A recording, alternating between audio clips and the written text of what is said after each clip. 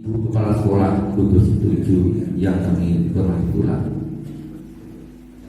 Yang kami hormati pula yaitu KKG Kudus 7 serta pengurusnya yang kami hormati. Bapak Ibu sekalian hadirin peserta workshop budaya positif sekolah yang kami cintai.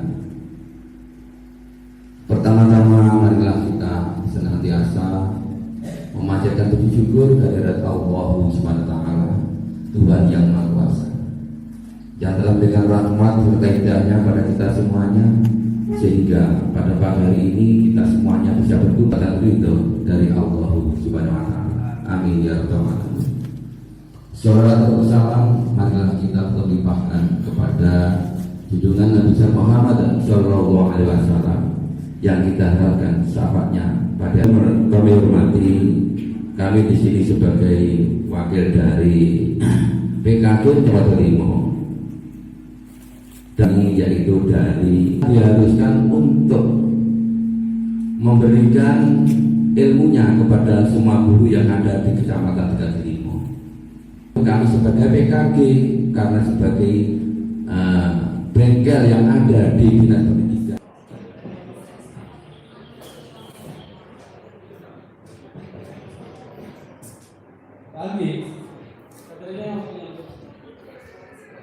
Assalamualaikum warahmatullahi wabarakatuh. Mohon izin saya akan menyampaikan materi selanjutnya dari workshop budaya positif di lingkungan sekolah. Sebelum masuki materi saya, apakah masih ada yang ingat dari materi 1 sampai 4 tadi apa saja? Ini lupa ya, lupa. Ya, yang pertama tadi tentang paradigma belajar dan juga disiplin positif. Ya, itu menjadi kondisi sebagai dunia berkualitas bagi seorang pendidik. Ya, semua menginginkan kualitas di sekolahnya, yaitu budaya yang positif. Selain itu, untuk mencapai dunia berkualitas tentang budaya positif di lingkungan sekolah, kita terlebih dahulu mengenali tentang kebutuhan dasar manusia sebagai kita sebagai pendidik dan juga peserta didik kita, sehingga kita nanti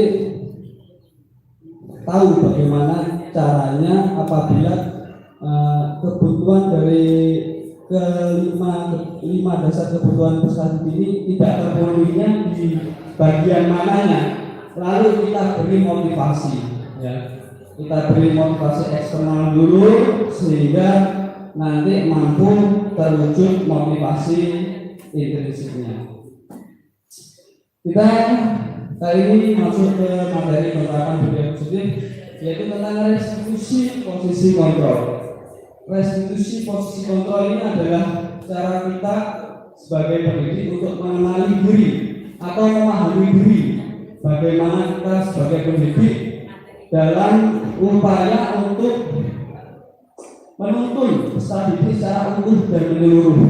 Jadi kita merefleksi bagaimana kita ini sebagai pendidik seperti apa peranan kita, kontrol kita, kendali kita kepada peserta didik itu seperti apa. Apakah sama ketika kita mendidik anak kita sendiri di rumah dengan peserta didik di sekolah? Tentu saya rasa berbeda. Ya, di sekolah itu suatu posisi ya tentang penerapan disiplin. Tujuan kita ini nanti di posisi manajer, Bapak Ibu, sehingga mampu mengembangkan motivasi intrinsiknya yang sudah saya sampaikan tadi untuk menumbuhkan murid-murid yang bertanggung jawab, mandiri dan juga merdeka. Kalau menurut Gajar Dewantoro tadi, manusia merdeka itu apa? Telah disampaikan Ibu Siti Kurnia tadi. Manusia yang merdeka itu apa? Manusia yang merdeka itu tidak tergantung oleh siapapun, Bapak Ibu. Jadi merdeka menjadi manusia yang selamat raganya, bahagia jiwanya, Bapak Ibu ya. Bebas, mandiri, bertanggung jawab. jadi tidak tergantung siapapun. Aku urip dhewe ya iso, aku garap apa-apa dhewe ya iso, tapi diajak berkolaborasi monggo. Itu yang saya itu. Apapun harus bisa itu. Jadi manusia yang merdeka. Saya rasa semua pekerjaan itu ada resikonya ya Bapak Ibu. Lalu kita dalam resiko itu kita mendapatkan situasi sulit kadang-kadang. Harus keren, itu mau saat dilapor itu tidak kekerasan di sekolah. Apa Bapak Ibu? Menurut Bapak Ibu resiko jadi seorang guru itu apa Bapak Ibu? Yang terkadang membuat kita emosi ya, tapi terbebani juga. Apa Bapak Ibu kira-kira? Menghadapi siswa yang kurang disiplin, terus lanjut Pak, monggo. Next, ini guru harus memikul beban emosional. Setelah itu guru berurusan dengan orang tua murid, kadang-kadang enak sehingga tidak terima. Anaknya kok ini, apa itu? Kadang-kadang kan wali murid itu berkelompok ya, berkelompok datang wali murid. Setelah itu menjaga kepercayaan itu terhadap dirinya. Setelah itu kurangnya disiplin siswa membuat guru begitu terbebani. Next Pak. Tetapi resiko-resiko tersebut akan teratasi dengan penerapan budaya positif melalui restitusi 5 posisi kontrol.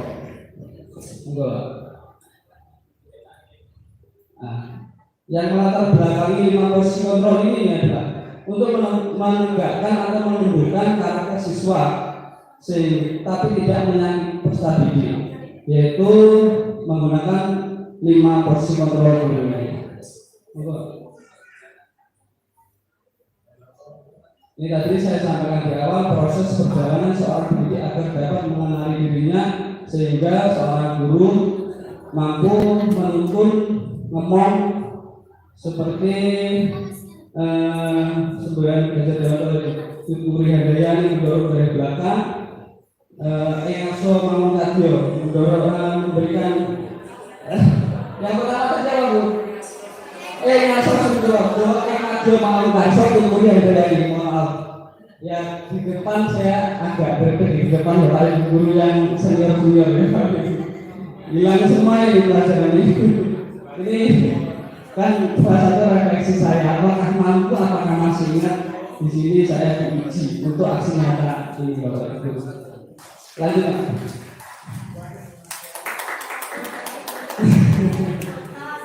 Ya. Lalu siapa yang mengembangkan 5 posisi kontrol ini? Sama yang disampaikan Pak tadi, namanya dari dosen dalam bukunya Restructuring Discipline School, yaitu untuk mundur ke belakang, mengoreksi diri sendiri. Apakah telah efektif, apakah berpusat kepada peserta didik, apakah telah memerdekakan atau memberikan murid. Tujuannya apa? Untuk merefleksi atas praktik disiplin. Yang kedua, untuk menerapkan disiplin restitusi di posisi manajer. Di posisi manajer tujuan kita nanti. Setelah itu menganalisis secara kritis, mengidentifikasi oleh reflektif dan terbuka atas penemuan diri yang didapatkan dari mempelajari 5 posisi kontrol. Lalu apa saja kelima posisi kontrol tersebut? Yang pertama pengarah. Jadi gurunya guru ngamuk, emosi dengan siswa atau dengan peserta. Yang kedua dengan membuat rasa bersalah. Yang ketiga sebagai posisi kontrol sebagai teman. Yang keempat sebagai pemantau. Yang kelima sebagai manajer.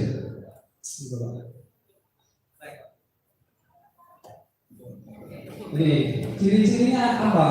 Ini ciri-ciri penghukum. Penghukum itu ada suaranya tinggi, emosi, bahasa tubuh, mata melotot, mendelik, pokoknya boleh seperti ini. Tapi saya kira di setiap sekolah ada salah satu guru yang pasti ditakuti oleh satu guru, biasanya guru laki-laki. atau biasanya juga kepala sekolah juga takut dari itu. Nah itu bahasa tubuhnya menunjuk-nunjuk dan menghati. Terus kata-kata yang juga kan seperti patuh ya aturan saya, awas pokoknya awas. Tidak ada kata-kata yang positif, tidak ada diskusi, tidak ada solusi yang membangun sama sekali di sana. Selalu yang terakhir. Nah, guru-guru seperti ini senantiasa percaya hanya ada satu cara yang bisa menyelesaikan dengan cara orang tersebut, dengan cara guru tersebut, agar pembelajaran tersebut bisa berhasil, Bapak Ibu. Monggo. Ini saya kasih contoh.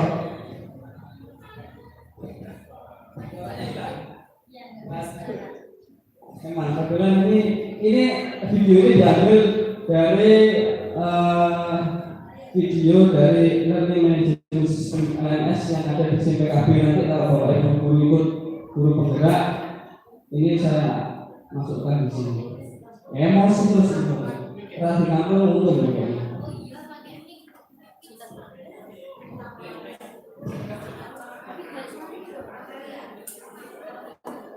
Alisnya yang tempuk, emosi, ada bujune, kadang emosi ya kalau semuanya.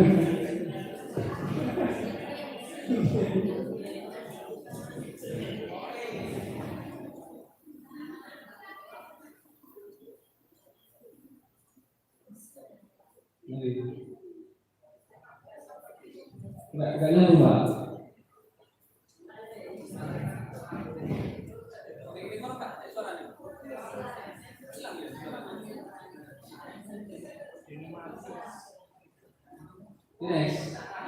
Next, mohon maaf Bapak Ibu, saya next sebenarnya di sana ada contohnya yang sangat detail untuk diperlihatkan sebenarnya.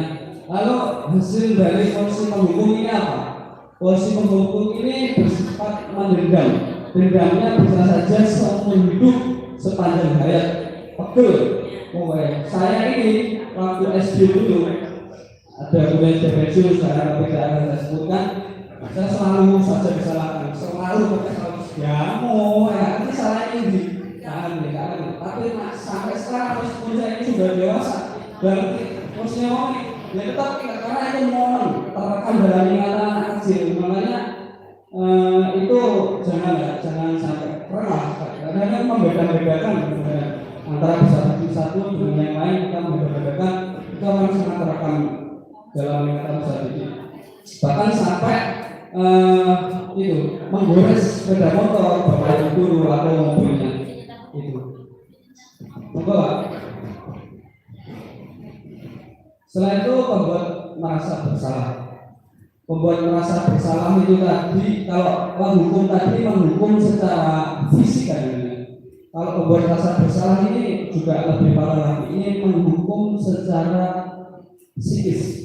Jadi peserta didik dibuat merasa sangat kecewa atas perilakunya dengan kata-kata seperti contohnya ibu sangat secara sekali dari kamu berapa kali bapak harus memberitahu kamu ya gimana coba seperti itu dengan adanya yang jelas di posisi ini murid akan memiliki penilaian yang buruk tentang dirinya sangat berbahaya ya. Jadi moro-moro akan nilai apa diri tidak di anak SD tapi terkadang di anak SMP ataupun anak SMA. Dan kalau dinilai itu termasuk menyerang psikis peserta didik. Setelah itu, monggo Pak. Ini juga ada contohnya sebenarnya, tapi videonya tapi dengan posisinya yang berbeda. Ini restitusi untuk guru, nanti ada restitusi untuk peserta didiknya. Maaf ya, nanti bisa saya share ke grup kalau butuh atau melakukan prioritas postasnya supaya dibutuhkan.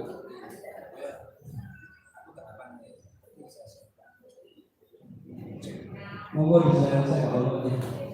Nah hasilnya apa? Murid akan merasa bersalah, lentur, mengenai kanal bahaya. Ini karena kurangnya dialog komunikasi. Kita secara sadar apa enggak? Kita ini kalau punya anak, kalau kecil sering biasa ngobrol, diajak komunikasi, Tapi seiringnya dewasa kita jarang ngobrol sama anak, itu bahaya. Kita nggak ngerti kebutuhan anak ini apa, kita nggak ngerti.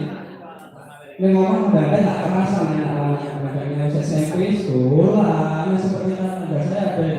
Oh aku mau masuk sepeda dituruti, dituruti kok. Tapi kebutuhan psikisnya tidak terpenuhi seperti itu. Ya, murid tertekan seperti inilah yang tiba-tiba mengurus alamnya dan bisa menyakiti diri sendiri ataupun orang lain. Dia merasa terisolasi. Katanya Bu siapa tadi? Bu Ana. Bu Arif satu saja. Langsung. Lalu di posisi ketiga adalah posisi sebagai teman.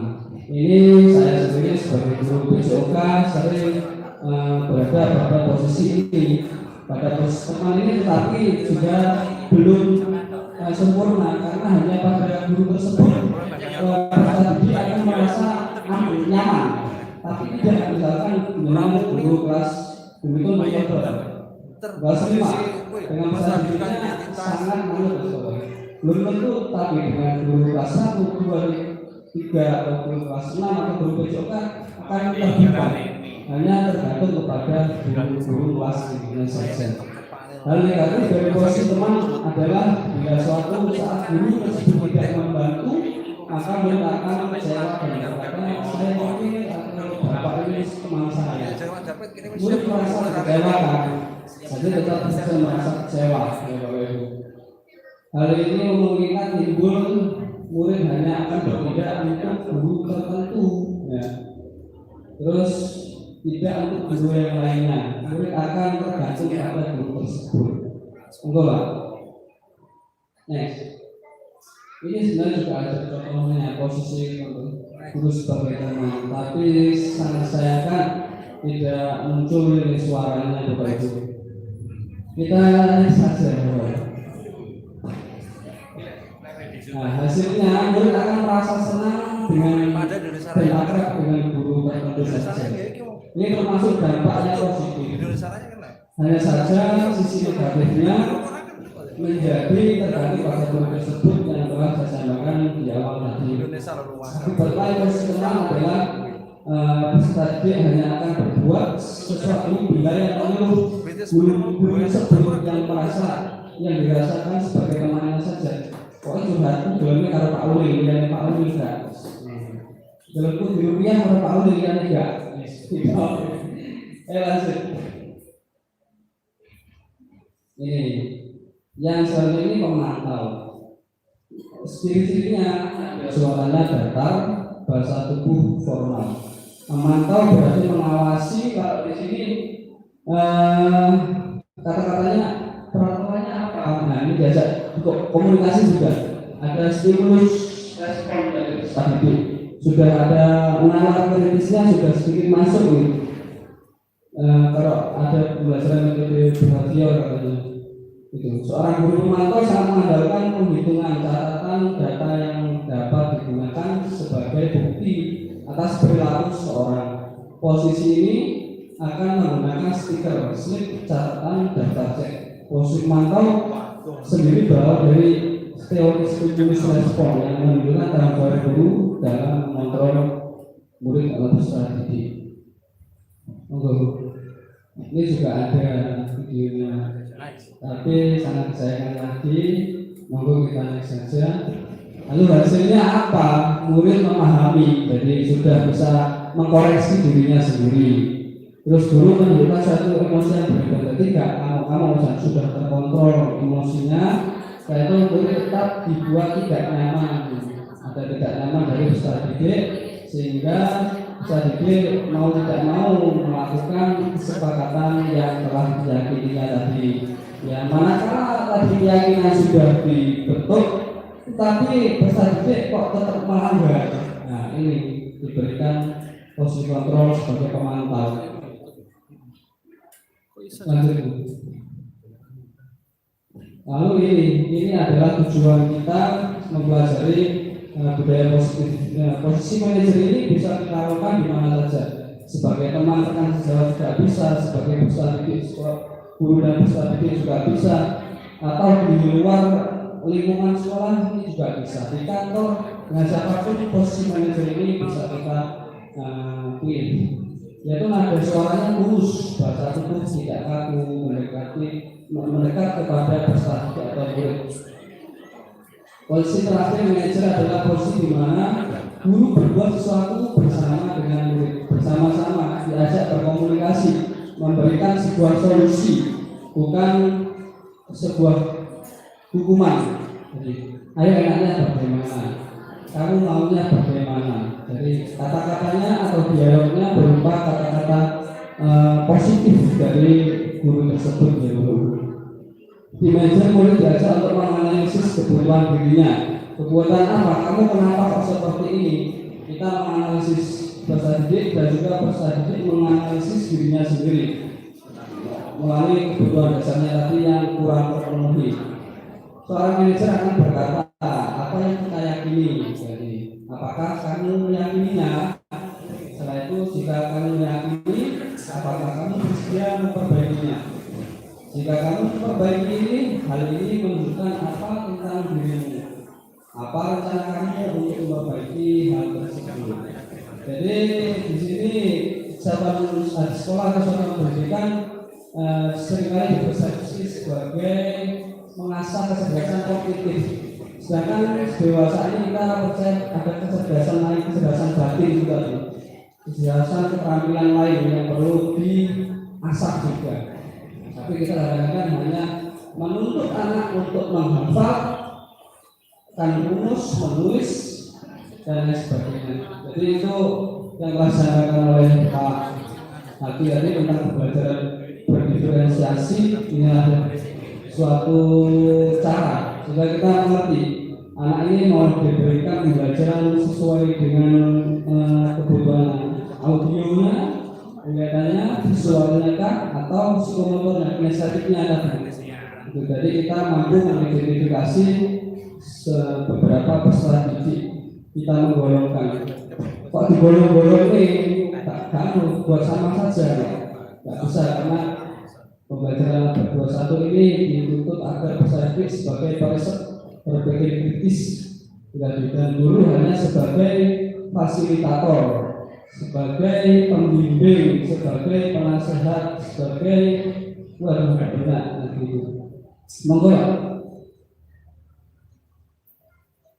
Ini tugas seorang manajer bukan untuk mengatur perilaku seseorang. Jadi sampaikan juga bahwa kalau peserta didik merasa bisa dikontrol karena dia membuka dirinya untuk dikontrol, padahal itu tidak. Mengontrol peserta didik itu adalah ilusi. Bisa jadi dalam praktik penerapan disiplin sehari-hari kita akan kembali ke posisi teman atau pemantau. Bisa saja kita memilih sebagai teman, bisa saja kita sebagai pemantau, bisa saja kita sebagai manajer. Kita harus mampu menempatkan diri kita di waktu-waktu tertentu, di situasi dan kondisi tertentu. Kita akan memposisikan diri kita sebagai apa di kelima ini, tapi dengan kesadaran, bukan di luar sadar. Jadi tetap terkontrol, terkendali. Jadi tidak meledak-ledak sebelumnya. Monggo Pak. Ini juga ada videonya sebenarnya, posisi manajer ini. Lanjut. Hasil posisi kontrol manajer yaitu tidak perlu marah, tidak meninggikan suara, berkaca pinggang atau MPP. Jadi bersikap seolah mensa akan maksudnya. Fokus ada pada murid, bukan untuk membahagiakan guru atau orang tua. Murid sudah tidak adanya suatu masalah. Bila guru mengambil posisi pemantau, guru akan melihat apa konsekuensi dari peraturan yang dilanggar tadi. Terus kita mencari jalan keluar permasalahan tertentu dan membimbingnya. Diemong jadi jalan keluar. Monggo Bu. Nah, demikianlah penjelasan lima posisi kontrol sebagai upaya untuk melakukan atau membangun budaya positif di sekolah sehingga mencapai 6 profil pelajar Pancasila, yaitu beriman, bertakwa kepada Tuhan Yang Maha Esa, berakhlak mulia, yaitu menjadi anak yang mandiri, bergotong royong, berkepentingan global, bernalar kritis dan juga kreatif. Sehingga jadi diharapkan dari manusia merdeka, mampu hidup sendiri sebagai makhluk individu maupun sebagai manusia yang berkelompok. Ini tadi. Oke, sementara itu saja yang bisa saya sampaikan melalui 5 posisi kontrol. Mohon maaf bila ada salah kata pada materi yang saya sampaikan, Bapak Ibu. Bukan maksud saya untuk menginteri ya, saya hanya merefleksikan hasil belajar saya. Assalamualaikum warahmatullahi wabarakatuh. Ya, terima kasih Pak Andri. Kita ada kita ambil sebentar ya.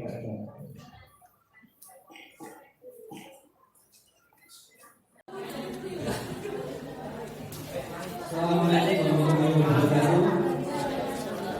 Setelah saya mengunjungi selama 10 menit.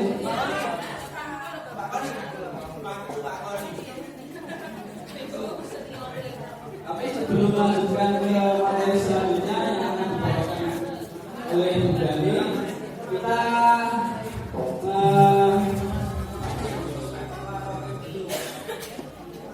mencairkan suasana dulu ya dengan SBB.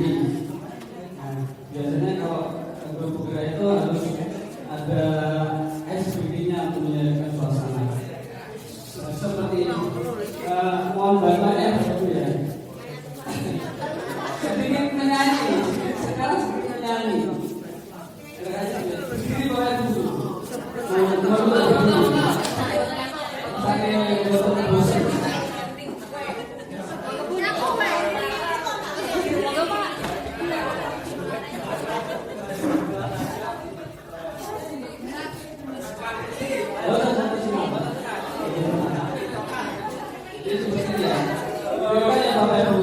Pertama gerakannya seperti ini. Namanya Marina.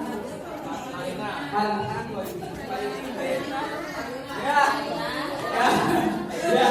Kalau yang sudah tahu mungkin fokus yang belum saja ya. Seperti ini. Ini Marina. Monggo Bu. Kalau ini menari. Bermain-main lebih kecil. Ayo. Kalau ini di atas menara. Ini di atas. Kalau ini menara. Kalau ini tabelaknya Bu. Kalau ini marijo.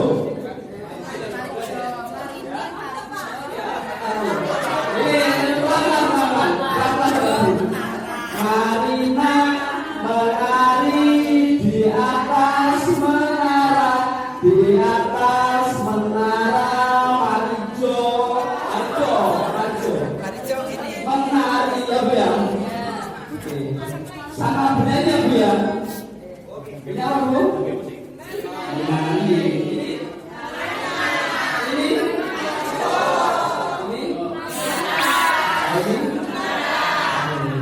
Ini Bu. Marina di atas menara, di atas menara.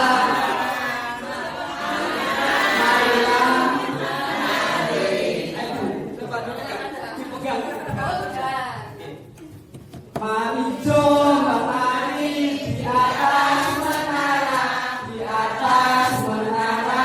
Marijo menari, marijo di atas menara, di atas menara. Marijo menari.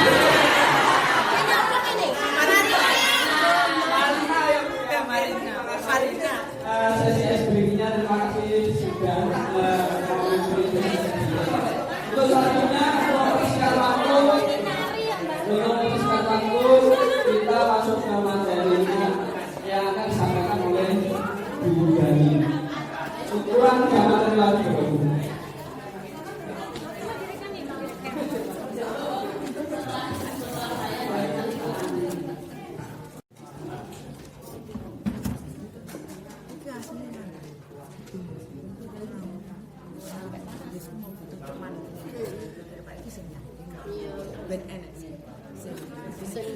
Assalamualaikum warahmatullahi wabarakatuh.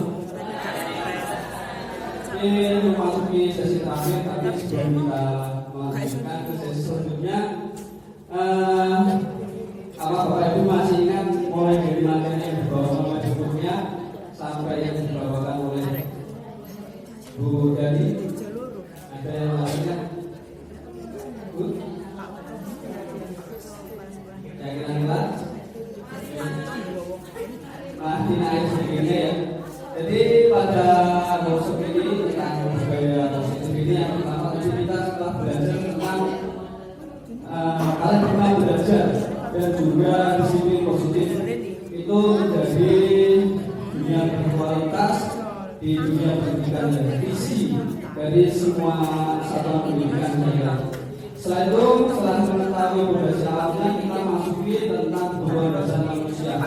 Jadi kita mampu mengidentifikasi apabila sakit ini mengalami ketidaktaatan, ketidakdisiplinan, itu kenapa? Kita identifikasinya melalui hubungan dasarnya tadi apa yang belum terpenuhi, sehingga kita mampu memberikan motivasi yang dibawa oleh Pak tadi, motivasi perilaku manusia ada yang berbeda, motivasi negatif dan positif atau yang dikenal dengan ekstrinsik dan intrinsik itu bisa menentukan motivasi apa yang akan diberikan di mampu tadi. Setelah itu kita berjalan lagi dan kita masuk kepada positif budaya positif melalui institusi dengan posisi kontrol. Apa itu restitusi? Restitusi adalah sebuah tawaran, jadi bukan hukuman lagi. Kita tidak tawaran kepada diri sendiri sebagai pendidik kalau nanti yang menyebabkan tak yang itu tentang untuk peserta ini. Kalau ini untuk pendidiknya, kenapa dinamakan restitusi kontrol? Yang selanjutnya kita akan mengeksplorasi suatu pendekatan disiplin kepada peserta didik dengan menggunakan pendekatan restitusi sehingga mampu menggunakan motivasi intrinsiknya dan menunjukkan peserta didik yang mandiri dan bertanggung jawab dan merdeka. Disebutkan tadi oleh Dr. Dewantoro, manusia yang merdeka itu tadi adalah manusia yang selamat jiwanya, bahagia raganya, mampu hidup mandiri maupun berkelompok.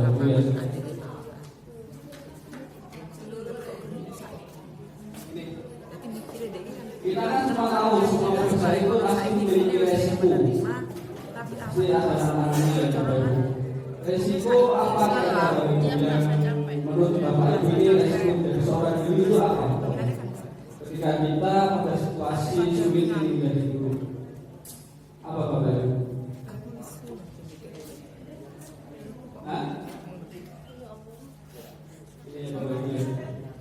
Guru harus memikul beban emosional. Setelah itu guru harus berurusan dengan orang tua murid dan terkadang ketika kita mendisiplinkan bisa dididik dengan cara yang kurang tepat. Biasanya bisa itu orang tua murid itu kurang terima gitu Bapak Ibu ya. Setelah itu menjaga kepercayaan diri, jadi tidak hanya memberikan hukuman saja, tapi memberikan sebuah solusi kesepakatan bersama dengan tawaran kepada peserta didik enaknya gimana, baiknya gimana dengan dialog positif kalau katanya Bu Dani tadi. Dan kurangnya disiplin ini membuat kurangnya disiplin siswa ini membuat guru terbebani.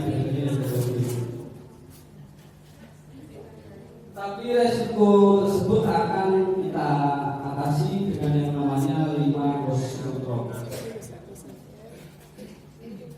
Lalu apa yang melatar belakangi 5 proses kontrol ini yaitu untuk menegakkan disiplin yang berpihak kepada murid.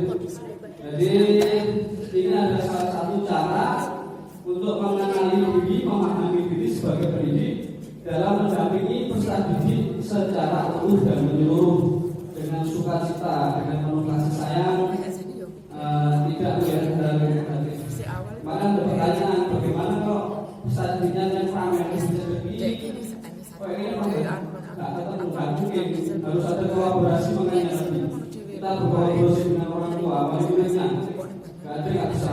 Anak itu selalu baik di mata orang tuanya sendiri. Mungkin bapak ibu atau saya sendiri, ngomong sopan paling pintar. belum tentu di orang lain. Saya menganggap anak ganteng di luar kawan ganteng dia anak kita selalu menjadi yang terbaik di masa kita.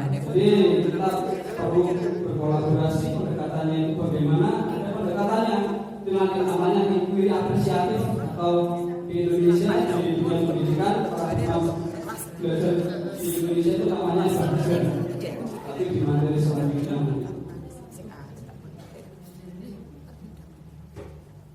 Ini prosesnya tadi untuk mengenali diri sendiri, memproyeksikan nanti ke depannya seperti apa setelah kita mengetahui 5 proses kontrol yang tadi.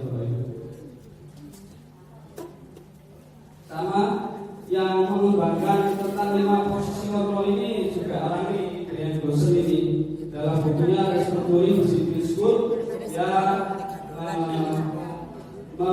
menjelaskan tentang apakah pendidikan kita ini sebagai guru sudah memerdekakan peserta didik apa belum, lalu memandirikan peserta didik apa belum, mendampingi dengan penuh kasih sayang apa belum, seperti itu. Sehingga beliau ini membuat bukunya tersebut. Lalu tujuan 5 posisi kontrol tadi ini, tujuan kita belajar dari 5 posisi kontrol itu 3 ini. Refleksi disiplin sebelumnya, praktek disiplin kita seperti apa sebelumnya.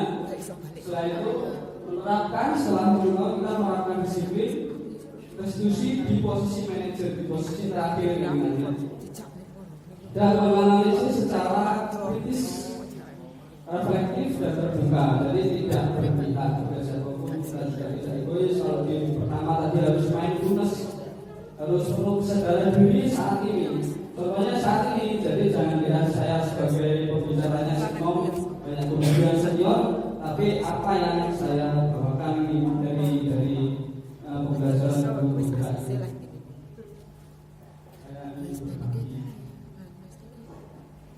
Nah, kelimanya ini tadi sebagai penghukum, sebagai membuat rasa bersalah, sebagai teman, sebagai pemantau dan sebagai manajer. Tujuan kita nanti di posisi manajer, lalu pokoknya sebagai penghukum nanti kondisional saja tergantung persatuannya di mana. Tapi kita upayakan nanti kita harus mampu di posisi manajer, karena di posisi manajer ini itu kita bisa terapkan pada bukan hanya peserta didik, untuk keluarga, untuk teman, untuk organisasi, organisasi sahabat dan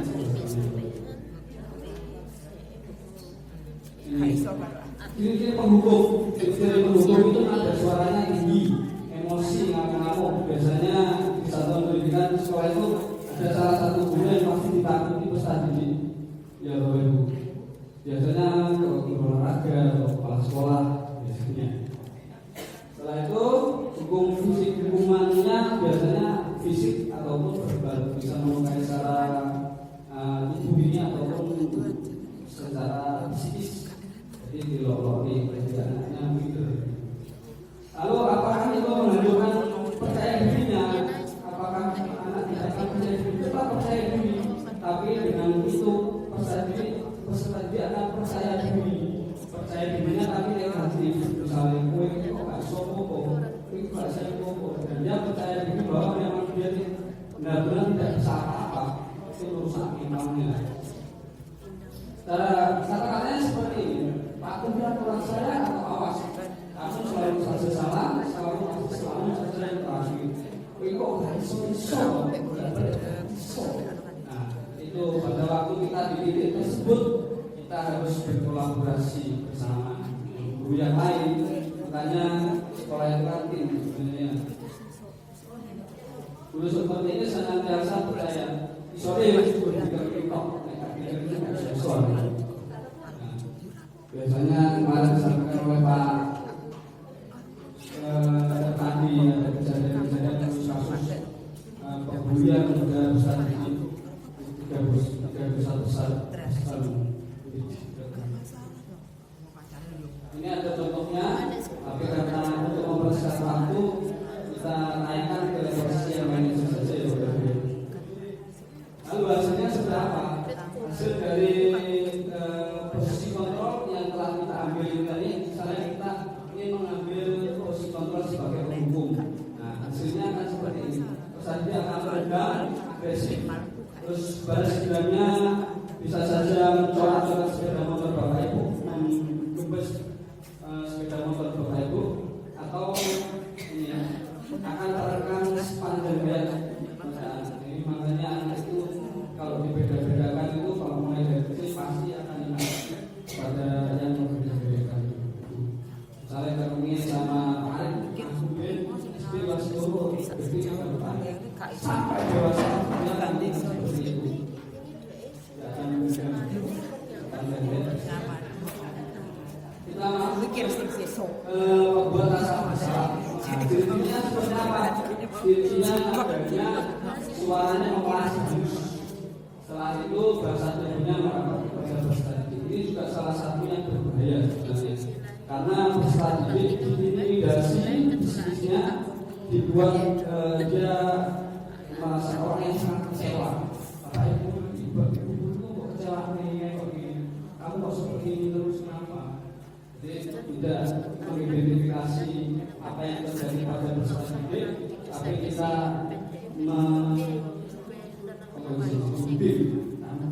terus tetap saja seperti tapi melukai mentalnya juga itu. Kata-kata yang diucapkan, ibu sangat kecewa sekali. Itu berapa kali bapak terus memberitahukan ya. Terus di posisi ini memiliki penilaian yang buruk pesan tadi, dan murid merasa tidak punya diri dan menjawabkan orang lain. Nah, hasilnya murid akan merasa bersalah mengecewakan orang-orang yang disayangnya. Murid akan tertekan, dan inilah yang tiba-tiba meletus amarahnya dan menyakiti diri sendiri atau teman. Lalu di posisi teman, nada suaranya ciri-cirinya ramah, akrab. Setelah itu bercanda dan bahasa tubuh merapat pada murid, lalu mata senangkan. Ini biasanya yang seringkali di sekolah guru olahraga. Ini apa bagus ya? Bagus, tapi bukan tujuan utama kita nanti.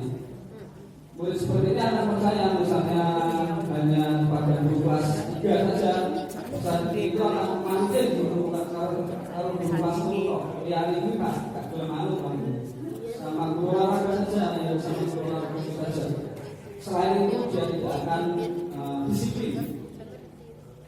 Hal negatifnya, suatu saat guru tersebut tidak membantu maka murid akan merasa kecewa. Saya pikir bapak itu teman saya, dia menuntut kepada bapak ibu gurunya. Dan kali yang lain itu adalah murid hanya akan bertindak untuk guru tertentu lagi. Terus tidak untuk guru yang lainnya. Murid akan tergantung pada guru. Hasilnya murid akan merasa senang dan akan dengan guru, itu suatu yang positif juga sebenarnya, tapi bukan tujuan utama. Setelah itu bila ada masalah dia merasa akan mengandalkan guru tersebut saja. Saat dia akan berbuat sesuatu apabila yang itu adalah guru yang dia rasa sebagai temannya saja. Lalu sebagai pemantau ini ciri-cirinya nada suaranya datar, bahasa tubuh formal. Ini bisa jadi sudah mampu mengidentifikasi kesalahannya. Ini kalau metode belajar ini metode belajar stimulus respon, sudah mampu mengerti kesalahannya. Coba, ngerti mau seorang pemantaunya sama dengan catatan di bawah itu. Posisi menggunakan stiker, skip, catatan dan daftar cek. Posisi pemantau ini berawal dari diskusi tadi menunjukkan tanggung jawab guru dalam mengontrol strategi. Hasilnya, murid akan memahami konsekuensi yang harus dijalankan karena melanggar salah satu peraturan sekolah. Guru tidak menunjukkan suatu emosi yang berlebihan, tetapi dikarenakan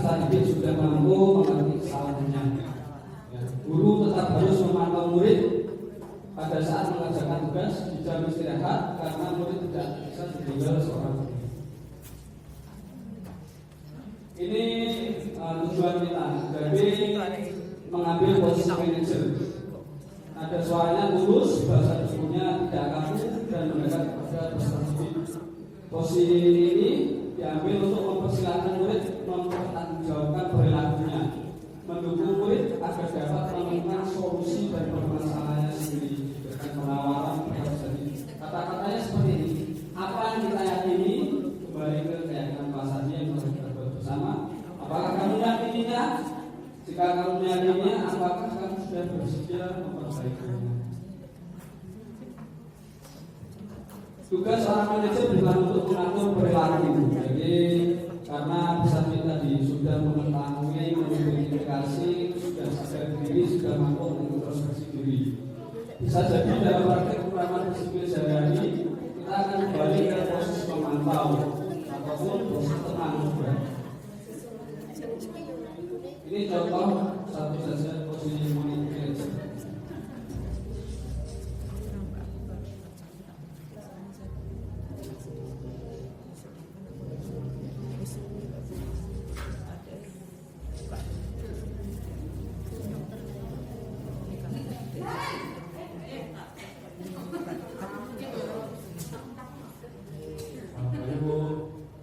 Selamat pagi, Naren. Maaf Bu, saya terlambat. Iya, sekolah masuknya jam 7, sekarang sudah jam 7.20. Jadi sekarang bagaimana ya, Naren? Maaf Bu, saya lupa sama alarm saya semalam. Baiklah, menurut kamu, keyakinan sekolah yang mana yang perlu kamu tingkatkan? Menghargai diri sendiri dan orang lain mungkin ya Bu. Setuju. Jadi, apakah Naren meyakini prinsip saling menghormati tersebut? Iya Bu, saya meyakininya. Apakah Naren bersedia memperbaiki masalah keterlambatan ini? Bersedia Bu. Bagaimana kamu akan memperbaiki masalah keterlambatan ini? Saya akan coba untuk tidak lupa menyetel alarm saya Bu. Baik, kalau Naren bisa menyetel alarm di rumah, ada orang yang tidak bisa bantu mengingatkan tidak? Ada Bu, kakak saya, Kak Emma. Ada lagi selain Kak Emma? Selain Kak Emma, ada ibu saya. Baik, jadi yang mengingatkan Naren adalah Kak Emma dan kalian. Kira-kira akan mulai alarm kapan, Naren? Setelah pulang sekolah, akan segera saya lakukan. Baik, jadi Naren akan setel alarm untuk bangun besok pagi dan akan diingatkan oleh kakak dan ibu dan Naren ya. Ada lagi yang bisa dilakukan Naren agar tidak terlambat bangun lagi. Tidak ada Bu. Baik, Naren. Terima kasih untuk kerjasama kami. Sekarang kamu kembali ke kelas belajar. Baik Bu, terima kasih. Itu contoh dari posisi manajer. Hasilnya tidak perlu marah, tidak perlu meninggikan suara yang berlebihan, volumenya tetap datar dan penuh saya. Setelah itu fokus pada murid saja, bukan untuk membahagiakan guru atau orang tua. Jadi pada peserta dia merasa bangga. Jadi aku dihargai karena kekuatanku aku masih dihargai alasanku ini tadi. Setelah itu memantau, guru akan melihat apa kompetensi, apa perannya. Namun pada posisi manajer, guru akan mengembalikan tanggung jawabnya pada murid untuk mencari jalan keluar permasalahan, tentu dengan bimbingan guru. Nah, demikianlah penjelasan mengenai restitusi 5 kursi kontrol. Ini sebagai upaya yang dilakukan dalam membangun budaya positif di sekolah untuk memberikan profil pelajar Pancasila yang telah disebutkan bersama tadi dan menjadikan peserta didik manusia yang merdeka. Sesuai dengan filosofi dasar Dewantara bahwa pendidikan merupakan proses memberi tujuan mendampingi menuntut peserta didik supaya kembali ke kodratnya tadi pada anak agar mereka dapat mencapai keselamatan dan kebahagiaan. Saya mungkin itu saja yang bisa saya sampaikan. Saya Gadi Galandra mohon diri, selanjutnya akan disampaikan oleh Pak Najer sebagai diskusi rumus dari peserta didik.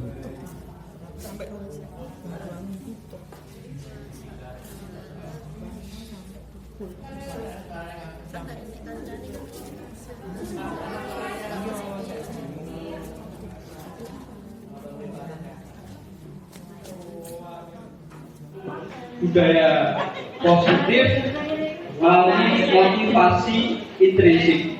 Jadi fondasi kita yang pertama tadi kita sudah punya visi.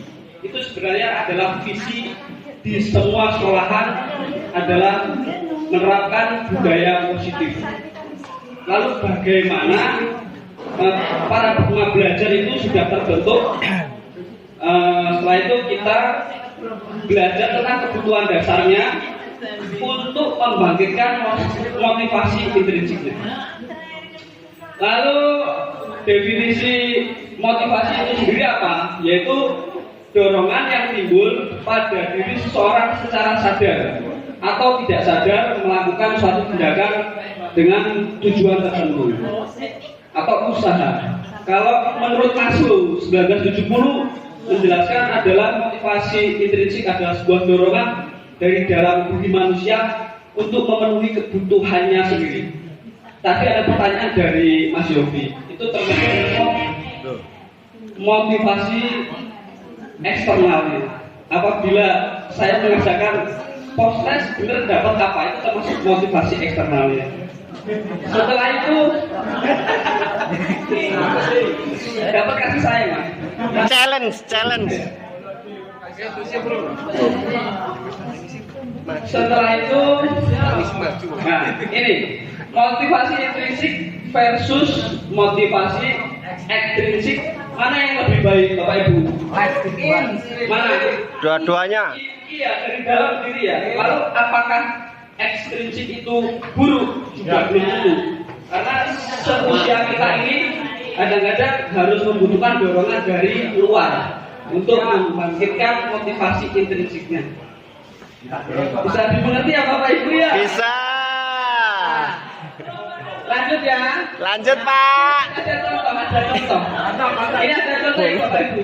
Di sini yang soal pertama, Pak Segan bergegas datang ke sekolah tepat waktu untuk ceklok. Oke. Karena sungkan dengan kepala sekolah jika terlambat dan takut mendapat teguran. Itu motivasi apa? Karena tergantung dari luar ya, ada ketakutan dari pasukan. Terus soal yang kedua, selalu datang tepat waktu agar mendapatkan pujian dari kepala sekolah sebagai guru teladan. Ya, dari luar lagi.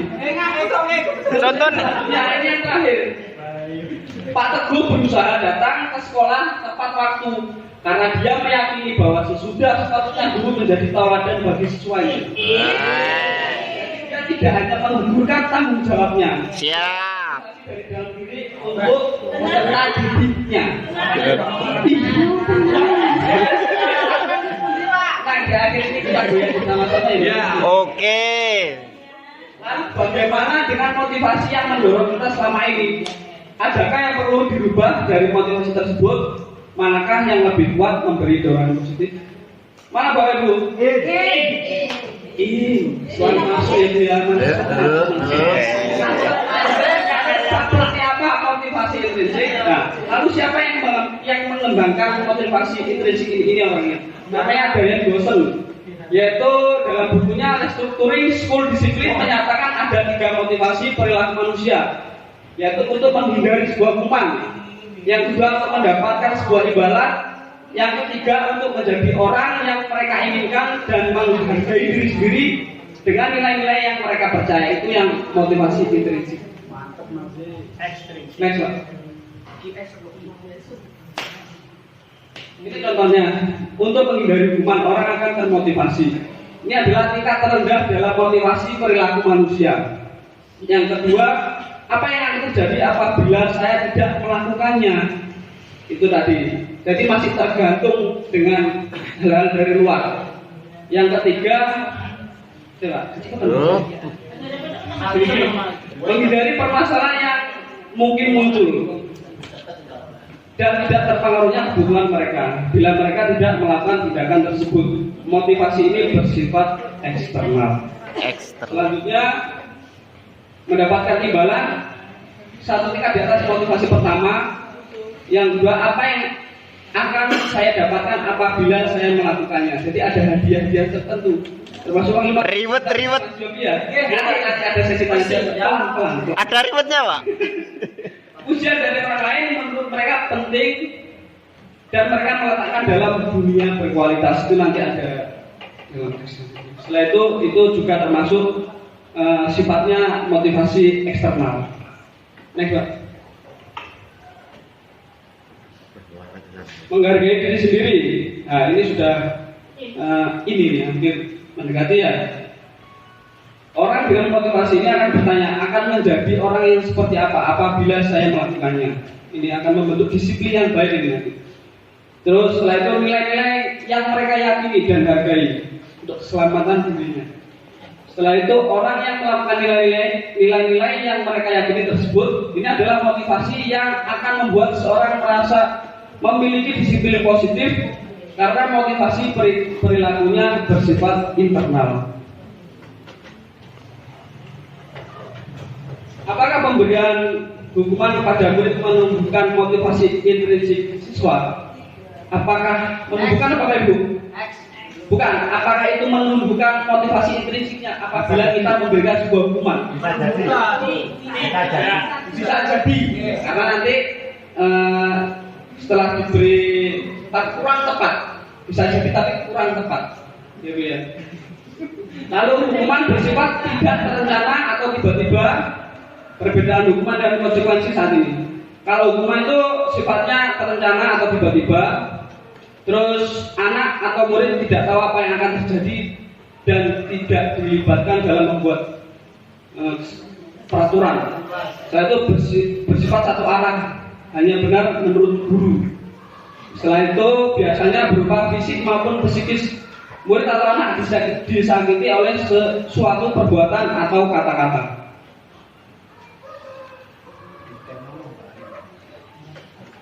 Perbedaan hukuman dan konsekuensi. Kalau tadi hukuman, sekarang ke konsekuensi. Kalau konsekuensi itu sudah terencana atau disepakati bersama dengan peserta didik kita. Terus murid sudah mengetahui sebelumnya konsekuensi yang akan diterima apabila mereka melakukan pelanggaran. Setelah itu murid tetap dibuat tidak nyaman untuk jangka waktu pendek. Terus biasanya diberikan berdasarkan suatu data yang umumnya dapat diukur atau murid melakukan kegiatan di luar kegiatan pembelajaran. Setelah itu sikap guru senantiasa memantau, memonitor peserta didik. Nah, kita masuk ke time to quiz ya. Ini Bapak Ibu bisa lihat saya atau lihat ini? Layar ya, lihat layarnya. Kita bermain sebentar biar nggak ngantuk. Coba bedakan sebuah hukuman dan konsekuensi. Tunggu Pak. Sini. Seorang siswa lari mengelilingi lapangan basket 2 kali karena terlambat hadir di sekolah. Apakah itu hukuman? Apakah itu konsekuensi? Hukuman. Hukuman tepat sekali. Tepuk tangan. Tepuk tangan. Tepuk tangan.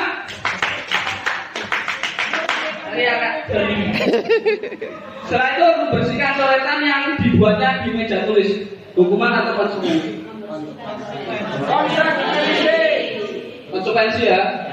Yakin? Membersihkan. Hukuman. 50-50.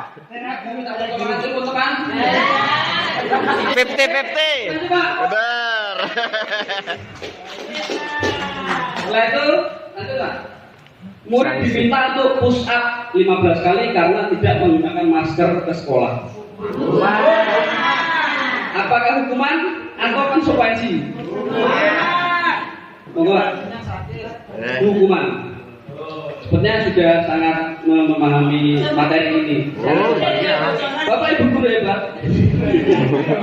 Sepertinya selanjutnya Bapak Ibu ini harus mengikuti kegiatan ini ya. Lanjut Pak. Murid diminta bertelanjang kaki sepanjang hari karena tidak menggunakan sepatu warna hitam sesuai peraturan sekolah. Hukuman atau konsekuensi? Konsekuensi Pak. Ya. Ada peraturannya. Ada peraturan.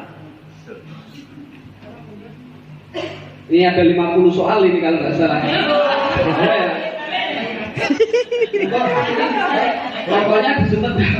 Terus jam apa? Jam 7. Artinya kehilangan 10 menit jam beristirahat untuk mengerjakan tugas karena terlambat datang dan tertinggal pelajaran selama 10 menit. Konsekuensi. Harus ngerti Pak, pokoknya kunci jalan.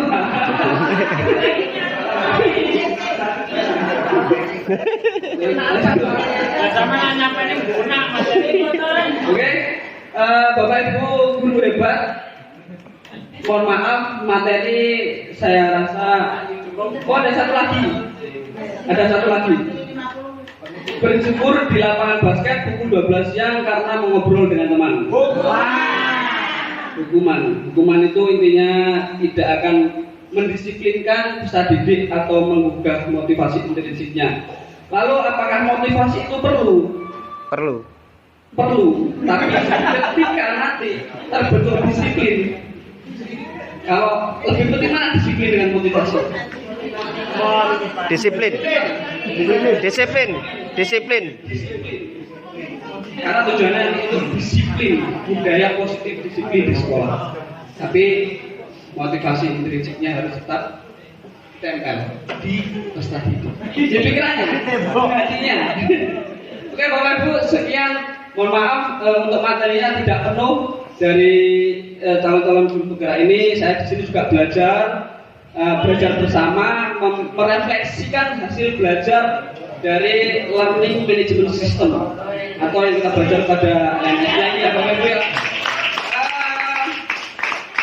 Untuk Bapak Ibu juga mohon doanya semoga semua ini 6 orang ini diberikan kekuatan untuk selesai dalam guru penggerak ini, dan untuk Bapak Ibu supaya juga termotivasi intrinsik untuk mengikuti kegiatan ini sehingga meningkatkan untuk pendidikan di Tegal Delimo. Amin. Ya, tujuan kita. Terima kasih Bapak Ibu. Assalamualaikum warahmatullahi wabarakatuh. Waalaikumsalam warahmatullahi wabarakatuh. Terima kasih Andre. Seperti motivator Anda luar biasa. Pak Mario Teguh. Baik Bapak Ibu yang menggarisbawahi apa yang disampaikan oleh Pak Andre tadi, memang hukuman itu bisa mendisiplinkan siswa, tapi hanya sementara. Karena nanti ketika guru sudah tidak ada di kelas itu, anak-anak biasanya sudah lupa dengan itu.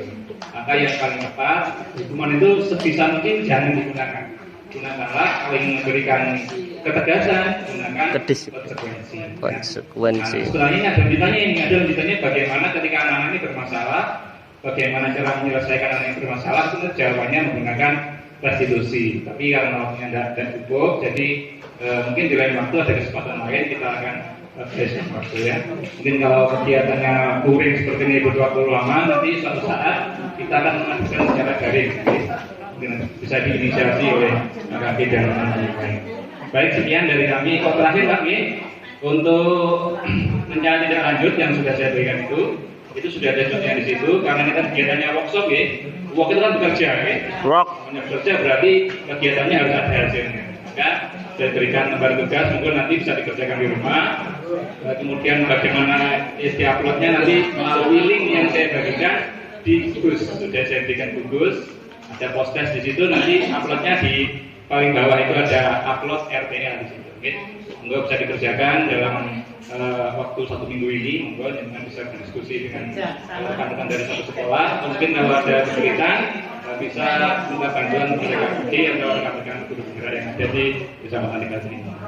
Sekian dari kami, mohon maaf atas segala kekurangan. Wabillahi taufiq wal hidayah. Wassalamualaikum warahmatullahi wabarakatuh. Waalaikumsalam warahmatullahi wabarakatuh. Kami kembalikan kepada Pak KKP, pada panitia.